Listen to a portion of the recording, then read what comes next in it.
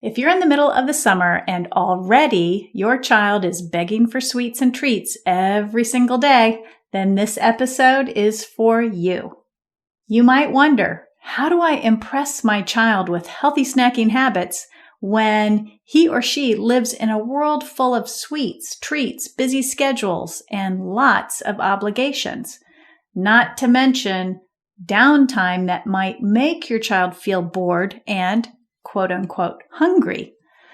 We live in a world where instant gratification is what we're all looking for, but this can be a big challenge for families, especially when it comes to snacking. In this episode, I'm exploring what it means to be a smart snacker and how you can raise one using a well thought out approach. Here, this episode will teach you how to guide your child toward healthy snacking.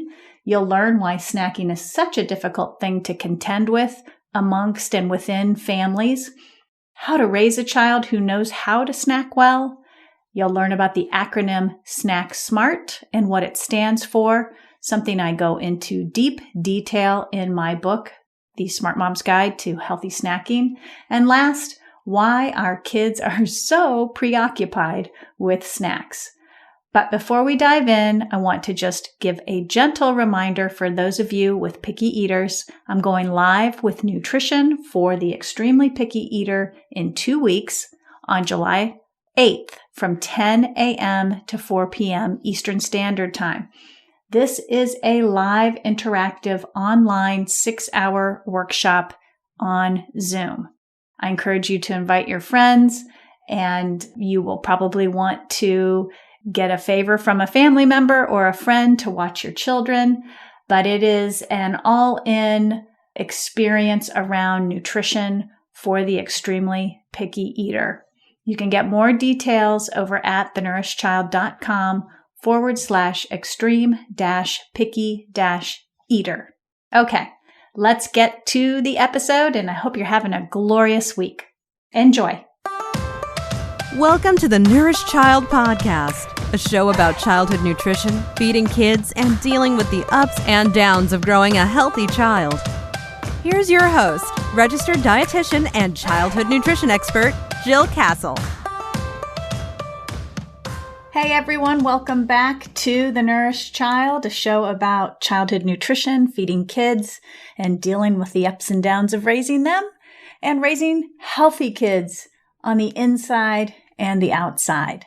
I'm Jill. I'm happy you're back with me this week as we are in the month of December 2020. Wow, it's really hard to believe that time is just really rolling forward. I hope you all had a happy Thanksgiving, that you were safe, stayed healthy. I took the week off to be with my family for the week, and that is why this show is actually airing a week later than it normally would.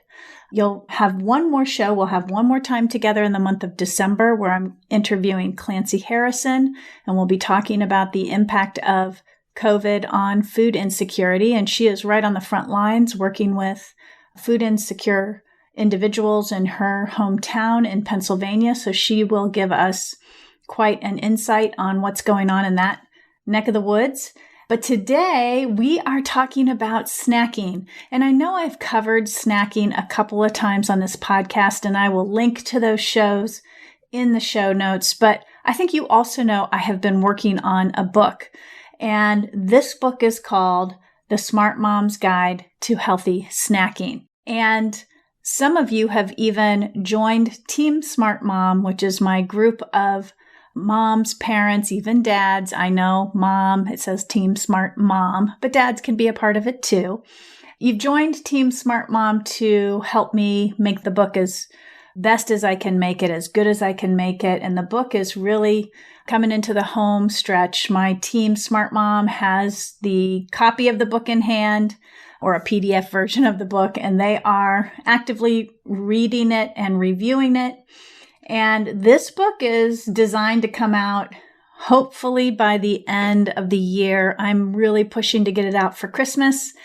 If it's not coming out in time for Christmas, it will be launching very early in 2021.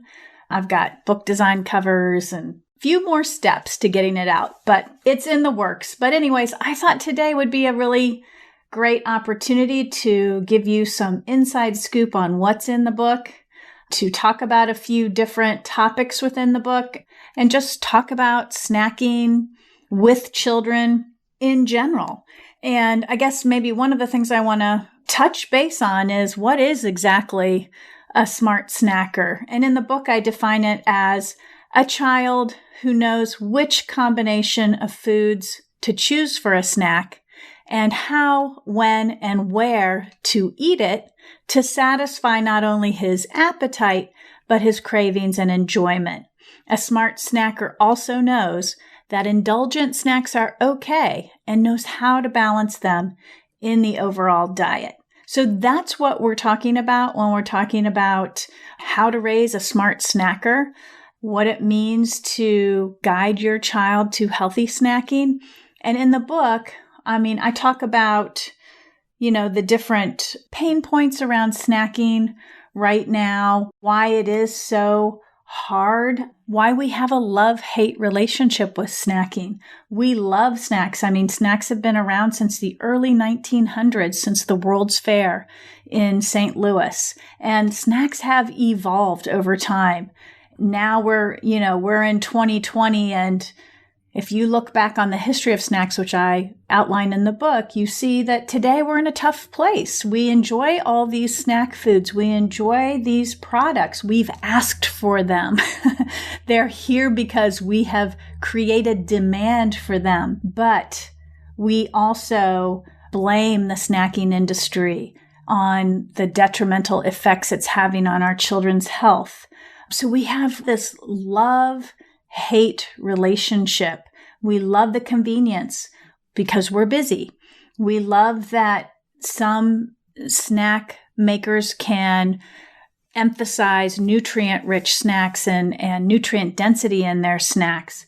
But we hate snacks because our kids like them so much. And sometimes our kids even prefer snacks over the meals that we're making. And that can be really frustrating. So being a mom myself and a registered dietitian, I see that, kids can be preoccupied by snacks. I see parents feel like snacks are taking over their kids' diets.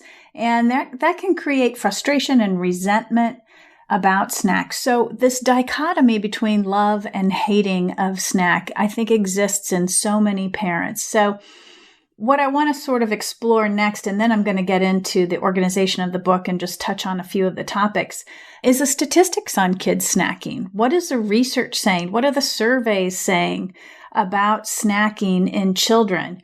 And, when you look at the surveys and the research, they are really talking about the eating habits around snack foods, such as the timing of eating, the frequency and the location of eating, but they're also talking about the snack foods themselves, whether they're nutritious or not. So we know our youngest kids, our toddlers and our preschoolers, are consuming more than 25% of their daily calories from snack foods. And of those snack foods, almost 40% of them contribute the added sugar in the diet. So we know that cookies and pastries, those types of snack foods, sugary beverages, are really the ones that are contributing the most calories, sugar, and fat to young children's diets. If we look at older kids up to age 18, they're snacking about 4 times each day. So even higher, older teenagers are doing the same thing. They're around 3 to 4 snacks per day. But we've also got research that shows that some kids are literally just snacking. They're not having meals. They're snacking up to 10 times a day. So snacks oftentimes are turning into real meal, like the 4th meal when you put it all together. So it can be concerning. And the good news is that parents are trying to get snacks right. They're trying to establish healthy habits around snacking. They're trying to purchase healthier snack items for their kids, which is all good news. Why are we so attracted to snacks? We are seduced, and part of it is because we're very, very busy, and we need convenience and efficiency front and center when it comes to snacking. We also have endless options, and it's so tempting and interesting and exciting to explore new foods through the vehicle of snacks. We also know that snacking opportunities are everywhere.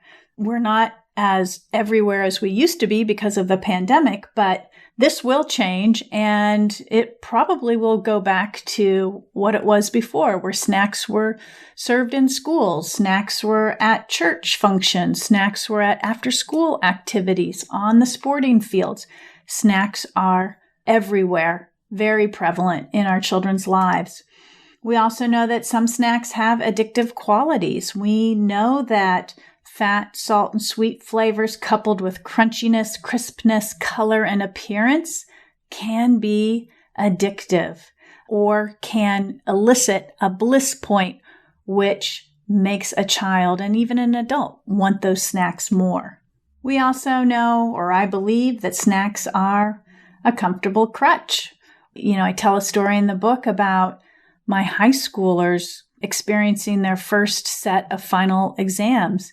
And there was a query that went out to all the parents asking for help with snacks or, getting into ideas for snack foods for final exams. And I wrote back with some healthy suggestions, things like, mini bagels or jerky or whole fruit. And I got a response that clearly indicated to me that the teachers and the kids looked forward to candy and chips and cookies. And that's what would be served during final exam week. So quite interesting and quite the response I was not expecting. So we get used to anticipating certain foods at certain times as well. And we can almost defend those routines that have been established over time. And they might not be the healthiest of routines. So the whole point of the Smart Mom's Guide to Healthy Snacking is really to help parents like you take back the snack and fall in love with snacks again and use them fully to your child and family's advantage. One thing is for sure, snacks aren't going away. The snack industry is growing by leaps and bounds. And while snacks can be a very useful addition to your child's diet, and that is what the whole point of this book is, to show you how to make them a useful, advantageous part of your child's diet. The truth is, snacks can also derail your child's growth and development. And so it's really important that parents have a handle on how to make the right decisions around snacking, how to be smart about a lot of different areas related to snacking so that you can raise a smart snacker. Kids change a lot. Their nutrition needs, eating habits, and food preferences do too. So much so, it can be hard to keep up. The Nourished Child, a website designed for parents who want more nutrition education, helps parents like you get crystal clear on raising good eaters. We've cracked the code on nourishing the whole child, whether you're raising a baby, a teen, or a child with health concerns. Our nutrition school and parent education programs help you get the inside scoop on food and nutrients, positive food parenting, and building self-motivated, autonomous kids who are good eaters. Visit thenourishedchild.com today. So in the book, I break down the acronym SnackSmart, SnackSmart. And I use this acronym so that you can understand and learn the general concepts around raising a smart snacker. So let's just go through a couple of these. And I'm not going to dive in too deeply on all of these, but I just want to give you a good sense of what they stand for. SnackSmart. S stands for snacking intervals. So this is really about setting up a schedule and rhythm for feeding snacks. N is for nutrient-rich foods most of the time. So focusing on the nutrients in foods, but learning how to balance the sweets and treats that often show up in snack foods in your child's diet. A is for amounts matter. And this is really focusing on age-appropriate snack portions and starting from that point when you're offering snacks and allowing your child's appetite to guide for second helpings or larger portions. C is for calories count. And this is where we talk about quality calories, the nutrient density of a calorie. And I outline the difference between, a calorie from a donut versus a calorie from something more nutritious like hummus and carrots, for example. That's not the example I use in the book, but I try to outline how the calories that you choose are contributory to your child's nutritional status or not. K is for keep it contained, and that's really about boundaries and limitations around snacking so that you can improve and work on your child's snacking habits. Snack Smart, the S in SMART is for simple and easy, and this is really a chapter devoted to building your toolbox of healthy snack options, whether you're making it yourself, you're using combinations of real foods, you're healthifying recipes and making them a little bit healthier for your child. So it's really focused on not getting caught up in the pin-worthy, beautiful, creative snacks, but keeping it real, keeping it convenient and easy for you, but delicious and nutritious for your child. M is for monitor and model eating. So this is really around parenting the snack, parenting in a way that encourages healthy habits. And so when we're talking about monitoring, we're really talking about the positive aspects of monitoring. And I'm reviewing the research in that area because it can be a slippery slope where monitoring turns into restriction. And if we get into restriction, then we're getting into some negative parenting around snacks, and that can cause its own set of problems with your child's snacking. So I talk a lot about that, and of course, role modeling healthy snacking and how important that is to combine monitoring with modeling to set the example in your home and encourage healthy habits around snacking. A is for appetite awareness, and appetite awareness is just really helping your child learn about his own appetite, learn about what foods are satisfying to that appetite, and helping establish mindfulness with snacking and differentiating head hunger from physical hunger, for example, so that kids are really tuning in to what their body wants and needs and appreciating those indulgent foods when they have them, but also understanding and acknowledging that those foods aren't always the most satisfying to the appetite. I love that chapter on appetite awareness because we really do get into the hormonal regulation of appetite and also the feeding, how feeding can alter appetite. It's an interesting chapter. It was fun to write.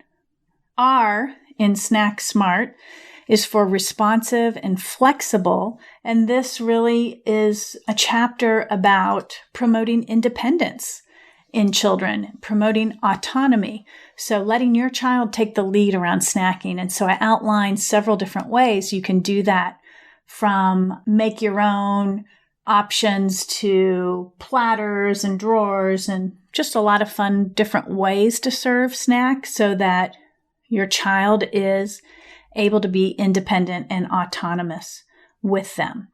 And then the last chapter, the T in Snack Smart, is for temperament and development. And this is really a chapter devoted to understanding what motivates your child around snacks. And I've always believed, and I still do today, that understanding what's motivating and driving your child's behavior gives you great insight into your response to that behavior.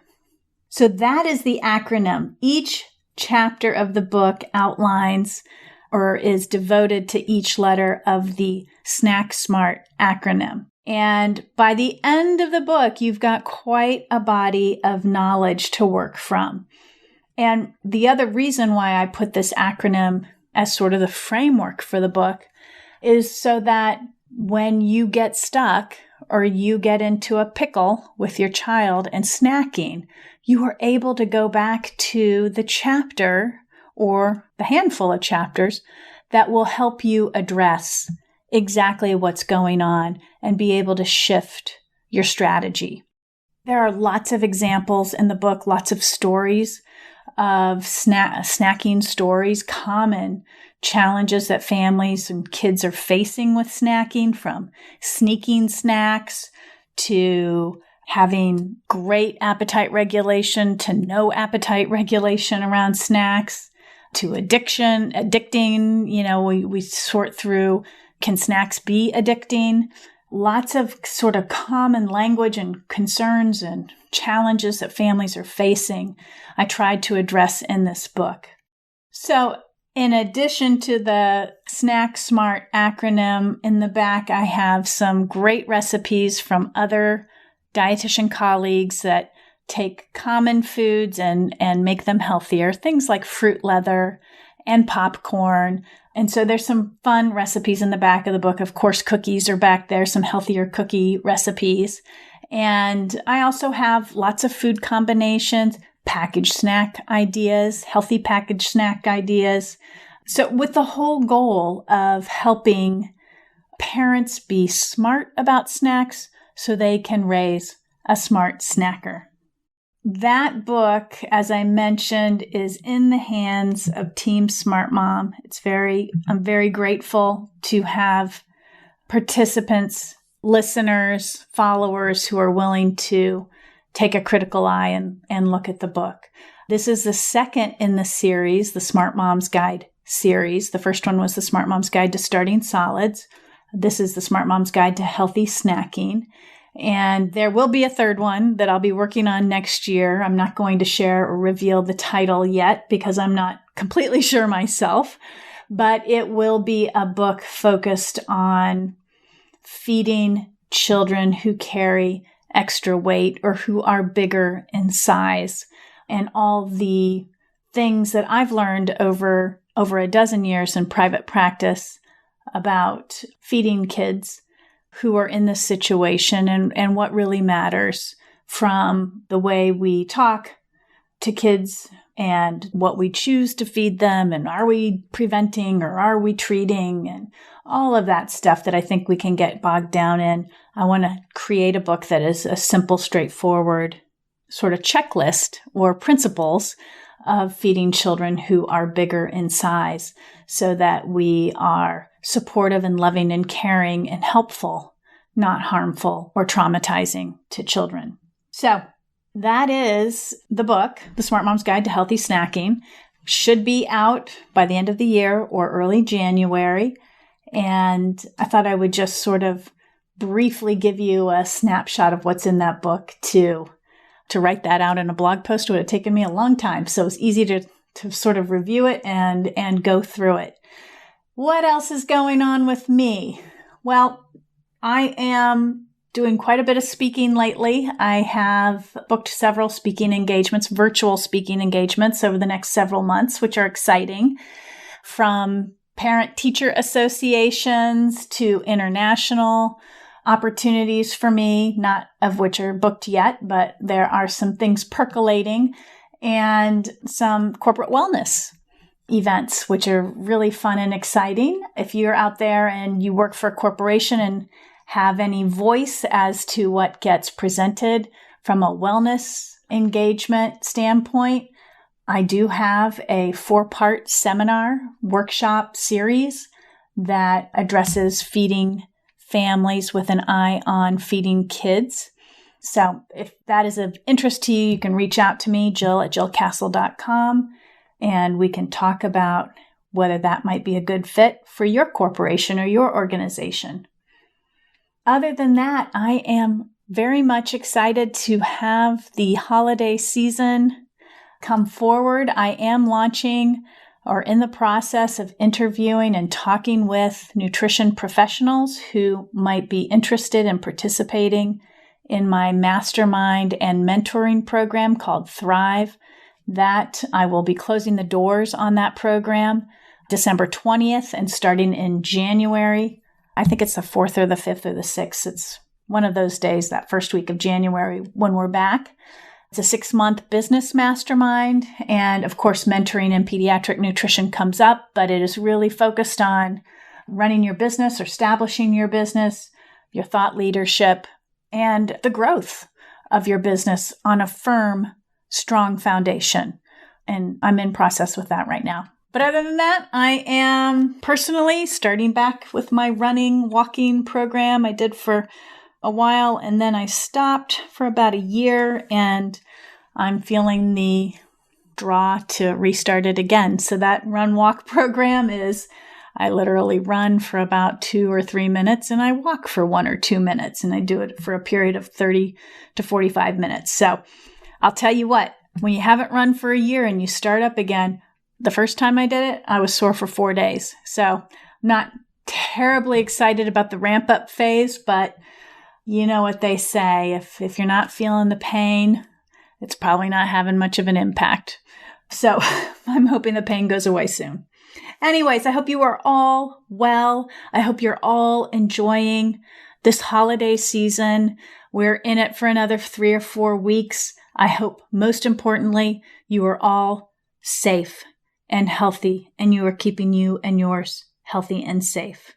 Next up on the show, as I mentioned, I'm talking with Clancy Harrison, and we are talking about COVID and the impact on food insecurity from someone like Clancy, who's working on the front lines every week, feeding people in her community.